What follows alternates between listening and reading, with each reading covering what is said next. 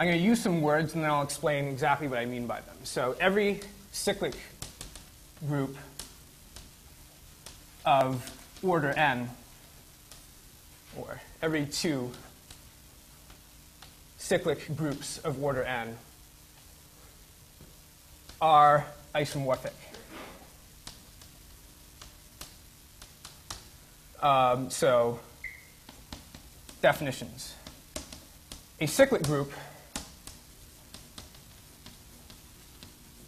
is just a group such that there is some element in it which generates the entire group. And isomorphic, well, we say G1 and G2 are isomorphic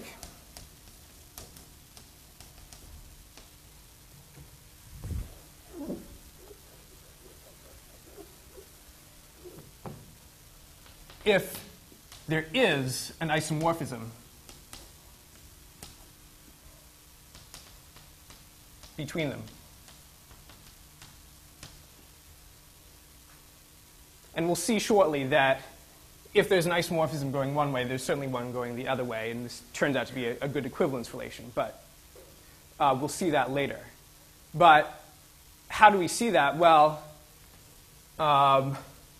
in brief, and again, you finish this off in the assignment, in the problem set. If I have G1 and G2, and they're both cyclic of order n, and I have elements x1 and x2 that generate,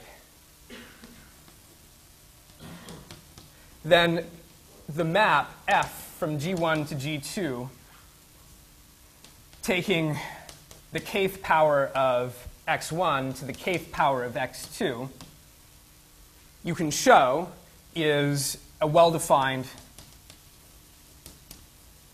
bijection. Specifically because x1 and x2 have the same order, and that's what the exercise is about.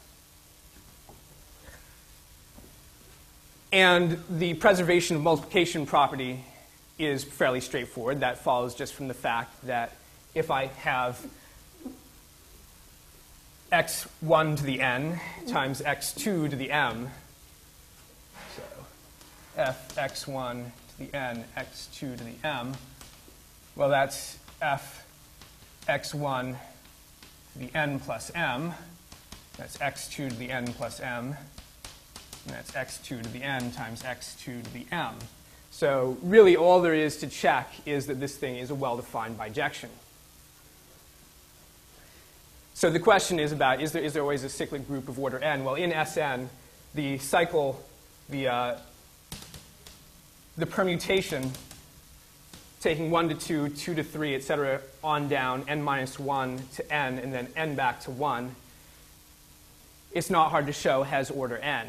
And so the group generated by that is a cyclic group of order n. Yeah. So in Sn, there's certainly a permutation that looks like this. This is permutation. And call it sigma sub n. And the question was, is there always a cyclic group of order n?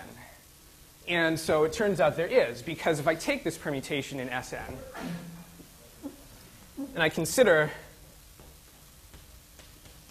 the cyclic subgroup of Sn generated by this sigma n, then this thing has order n.